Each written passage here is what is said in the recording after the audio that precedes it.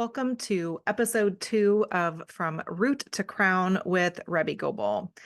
Meditation in moments, meditation that works in the moment you need it the most.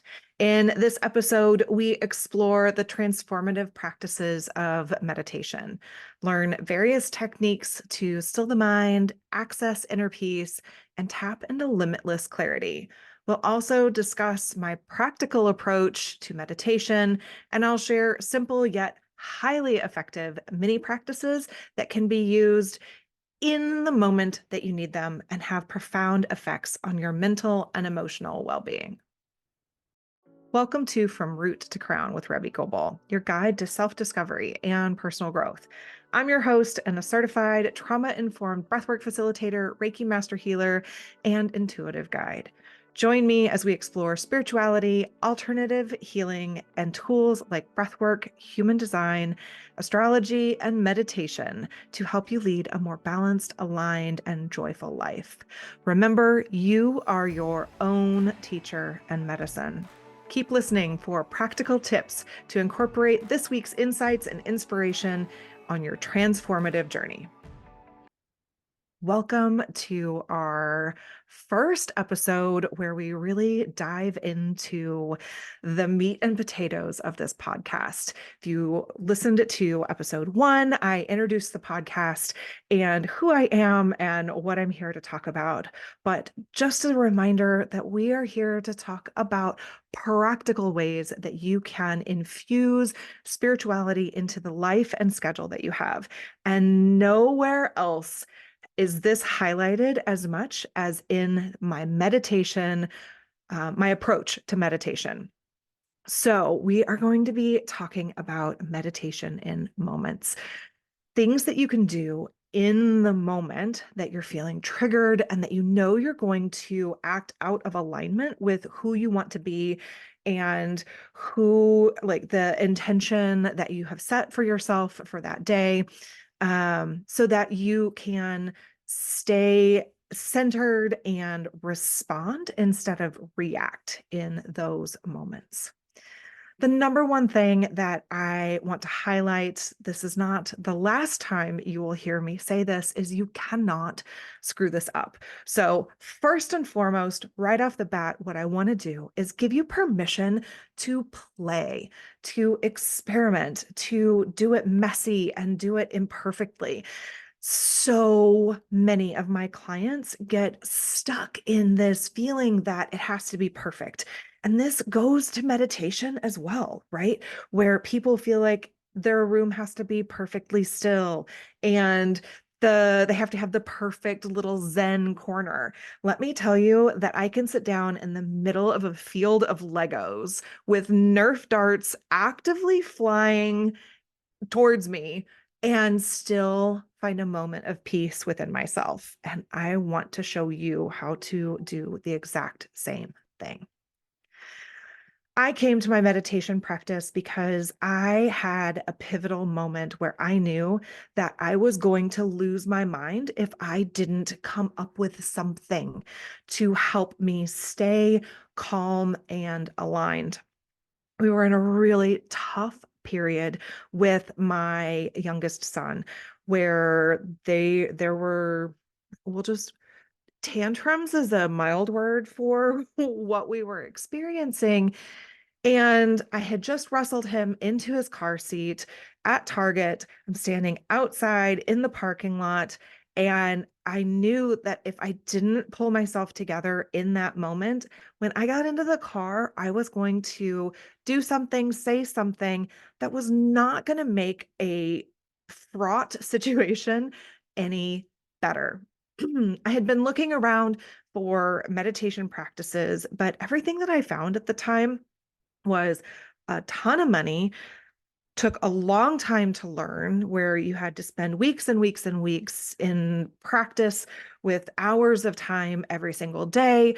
And it just didn't fit into my lifestyle. Again, I needed something to help me in that moment where I was at my wit's end and not sure how I was going to survive the next 60 seconds, 5 minutes, hour, afternoon with my kids.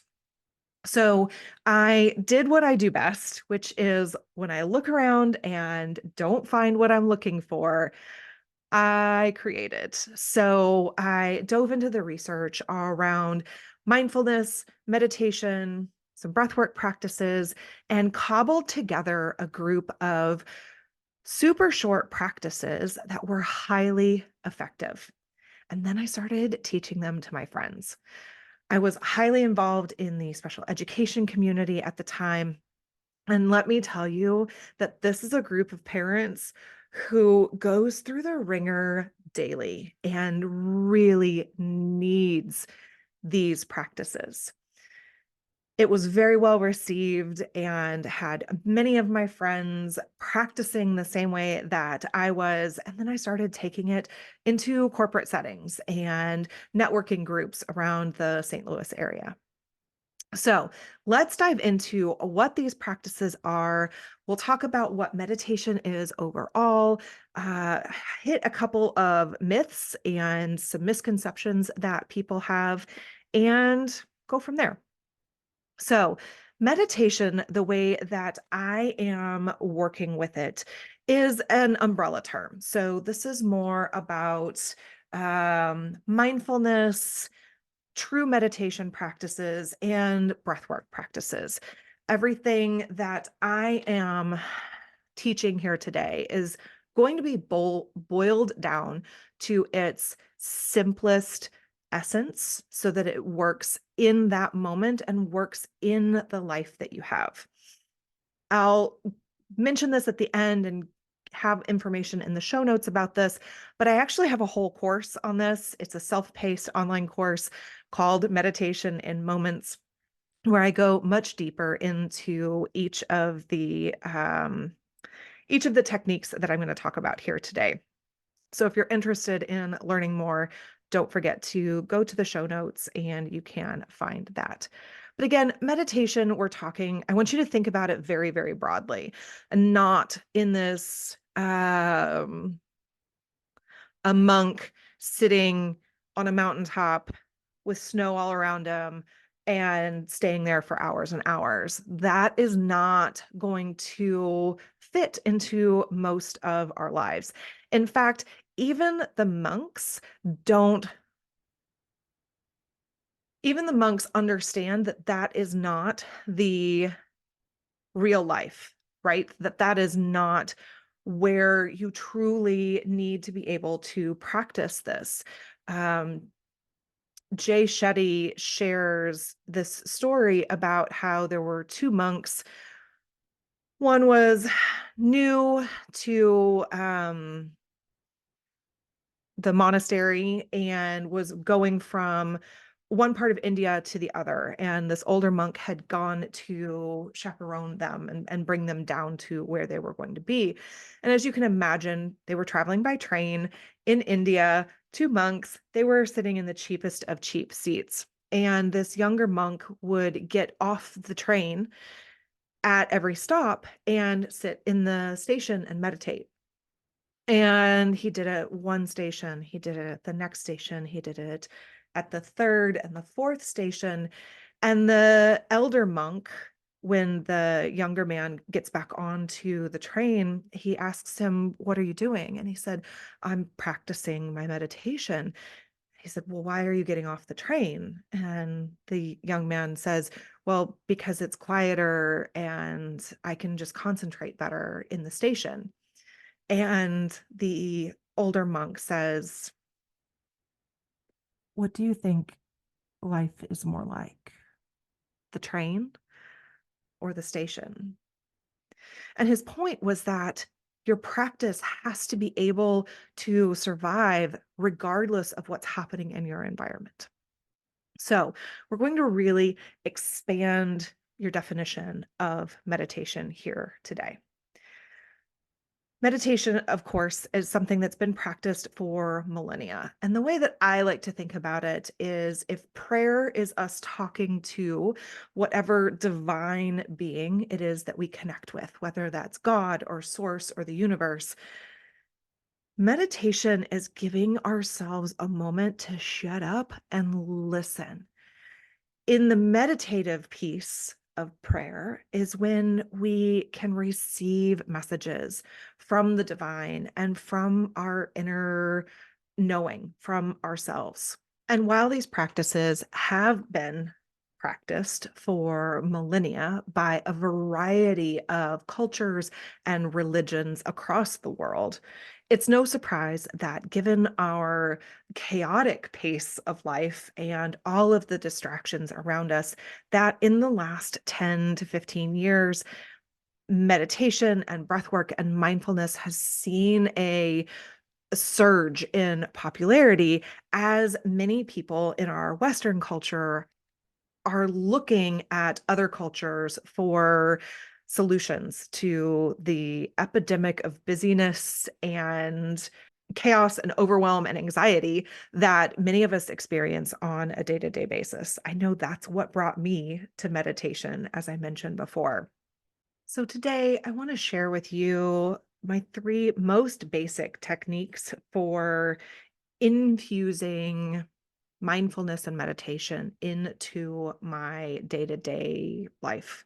The first one is super simple. I call it a micro meditation or my stoplight meditation. It's so fast you can do it at a stoplight. So if you are experiencing road rage or carpool rage, then this is the practice to have in your back pocket.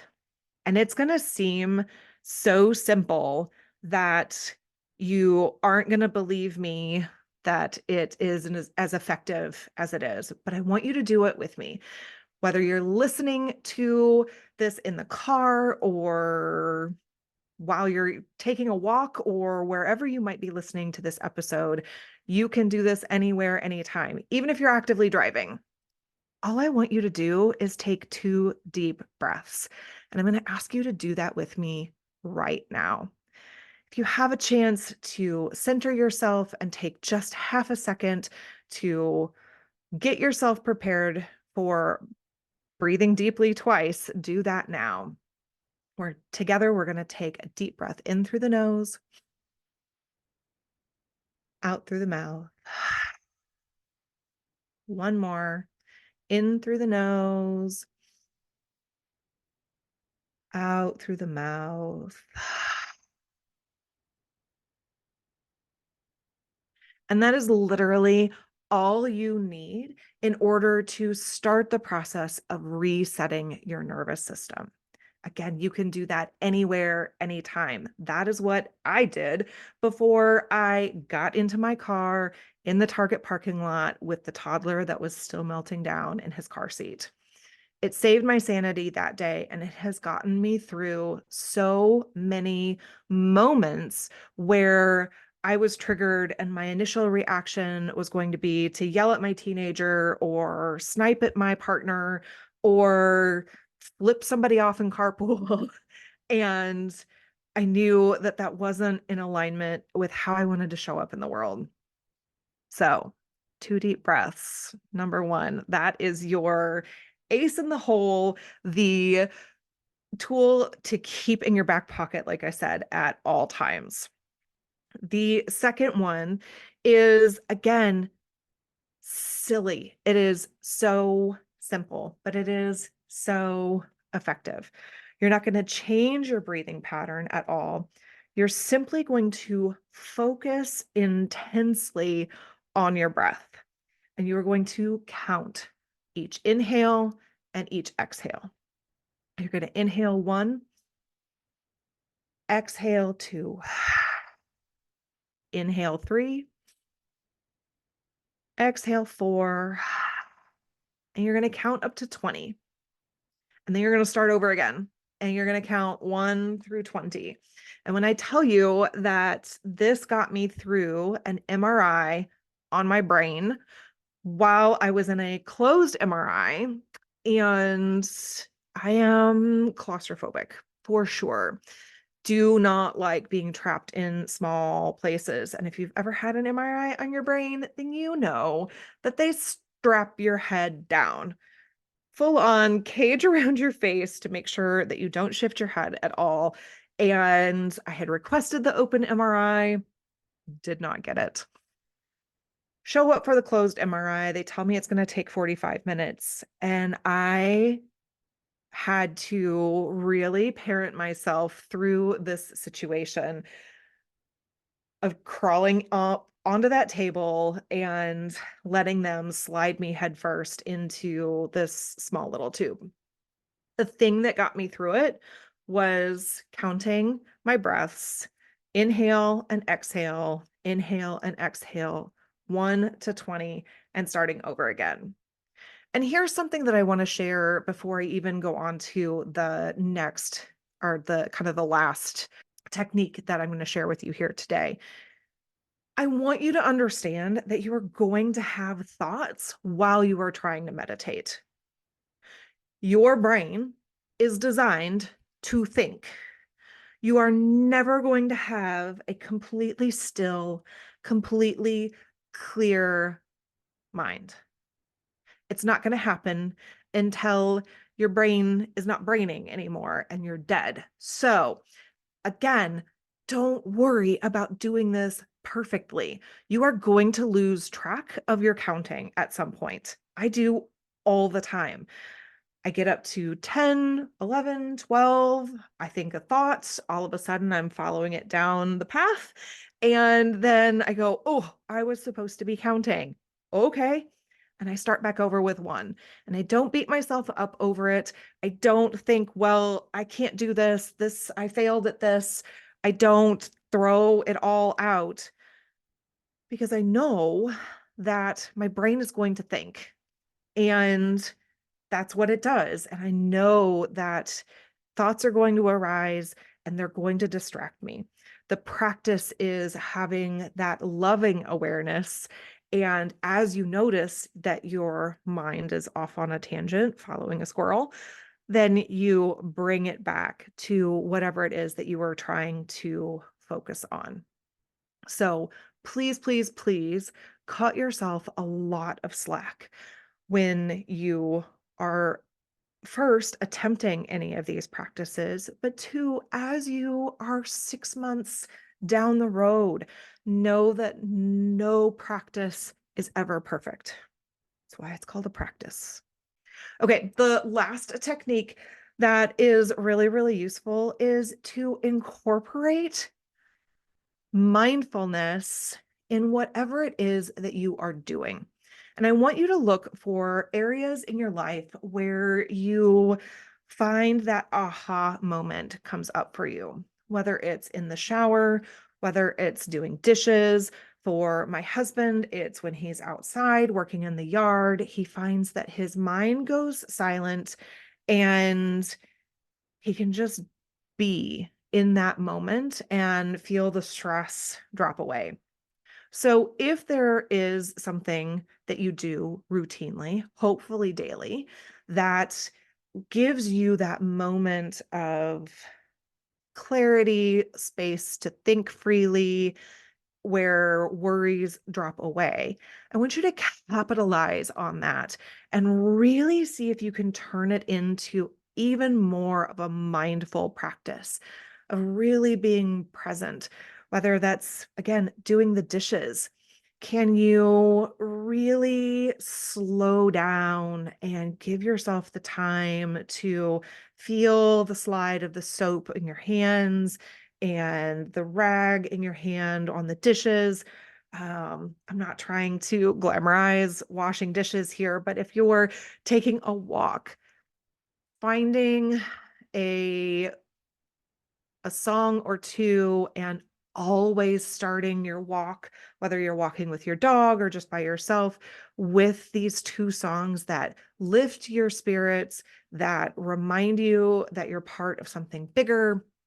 I have a playlist that I will link in the show notes that I love. So every time I go to walk, I listen to at minimum the first song in this playlist before I move on to whatever podcast or audiobook or other music that I want to listen to. But I give myself the space of just that one song to focus on the lyrics, to notice the sky, to notice what's flowering around me, to just be present with the words and the song and my environment as I start my walks. So, looking for these little things that you're already doing and attaching your meditation practice to that is one of the best ways to hack habit formation that is around. Tying it to an existing habit will make you, I don't remember what the exact metric is, but make you significantly more successful at adopting a new habit if it's tied to one that you already have. So if you have a cup of coffee every morning while your Keurig or Nespresso or old school coffee pot is brewing, take the time there instead of immediately opening up your phone and scrolling Instagram or checking your email, taking that time while your coffee is brewing to just put your hand on your heart and take those two deep breaths that we took together is going to start bit by bit to move the needle for you and reduce your stress and remind you of the intention that you have set for yourself and how you want to show up in the world. Beyond the habit stacking, it can be really beneficial to attach mindfulness to the end of whatever daily movement practice you have. So, whether that's yoga or lifting heavy or hiking or just stretching for a minute or two, moving your body first gets you into your body, which then allows you to unhook your mind a little bit easier when you sit down to meditate. So, seeing if you can, one, habit stack with something that you're already doing, whether that's your coffee brewing. I like to tell clients that when you go to the bathroom, instead of immediately opening up your phone to scroll Instagram, take two deep breaths every time you go to the bathroom. It adds up and it moves the needle as you establish consistency and add some reps, add some quantity into what you're doing. It's not necessarily, it's not about doing it for an hour every day. It's about doing it 60 times over the course of the day that you've taken 1 minute to take two really deep breaths. And if you start looking for these opportunities, I think you'll be surprised. I think you'll be pleasantly surprised by how many opportunities you can find to take two deep breaths. So, as we're wrapping up here, I do just want to address a couple of other myths. I sprinkled some of these in as I got going and got talking, but some common myths about meditation is, again, that your mind must be blank. Your brain is going to think thoughts. You are going to get distracted. That's okay. The practice is in noticing it and gently bringing yourself back to what you wanted to focus on and not beating yourself up for doing that. Know that that's just a normal function of your brain to think thoughts. So there's no need to beat yourself up about it. You're not being imperfect, you're just being human. The other thing to remember is that even if you think of something, there's two schools of thought about this. That if you have a thought and it's an important thought and you don't want to forget it, there's one school of thought that says the practice is to sit with the thought and be uncomfortable and not break your focus. And then there's my school of thought, which is I manage a lot of things, or a lot of people's schedules on top of my own, on top of my business. If I think of something that needs to be written down, I'm going to open up my eyes and write it down and then go right back into meditating. I'm not going to allow myself to spiral into the worry of, I really have to remember to make that doctor's appointment. I really have to remember to make that doctor's appointment. I'm going to take a second and either open up my phone and put a reminder in or write it down in my journal that I usually have close at hand. And then I'm going to go back into my meditation practice. I don't think that we need more practice trying to ignore our needs, especially as women in this day and age. We don't need more practice in being uncomfortable. The practice is in caring for ourselves. And if the most caring thing I can do for myself is to break my meditation, write something down, and then come right back to it, then that's what I'm going to choose to do. Okay, off my soapbox. Another thing that people consistently get wrong is that your space has to be silent. We talked about this with the two monks on the train. Life is busy and life is loud, and you have to be able to regulate yourself in those moments. So, again, regardless of whether my kid has the TV on or I can hear my teenager gaming with his friends as he's yelling loud enough to hear him a whole house away, the practice for me is to be able to settle myself regardless of what's happening around me. So you do not need a blank mind. You don't need to fight or ignore the thoughts that come, and you don't need your space to be silent. The last one is you don't need to do this for a long period of time. I think the title of this podcast and of my course says it all. You have to have practices that are short and effective and will work in the moment that you have, in the moment that's in front of you, in the moment that you need it. Is it amazing to sit down and have 20 minutes, 30 minutes, an hour long breathwork session or meditation session? Absolutely. I treasure those days when I have that much time. But if I've got back to back clients all day, the last thing that I have is the space to have a half an hour or a full hour in between each of those clients to reground myself and recenter myself. So I have to have practices that work in the moment that I need them. So please, please, please do not feel like there's any expectation around needing to have a certain period of time and needing your practice to look the same every single day. I've covered three of my favorite techniques here. The course goes into a bunch more, but my self-care and meditative practice looks different every single day. I tap into what I need and what that looks like, what would feel juiciest and most expansive or most centering for me in that day. And then that's the practice that I use, and I tailor it to the time that I have. If I want you to take one thing from this podcast, from this episode, is that you can't screw this up and you have permission to play and experiment and make it your own.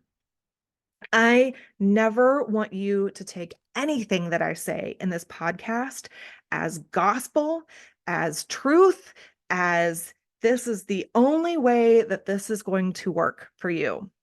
Mm-mm. I want you to play and experiment and figure out what works best for you.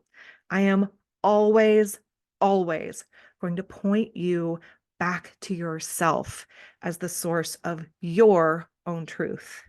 I'm just a guide, not a guru, not the encyclopedic answer to the universal question of life, right? So I want you to trust yourself. And if that makes you uncomfortable, breathe into that.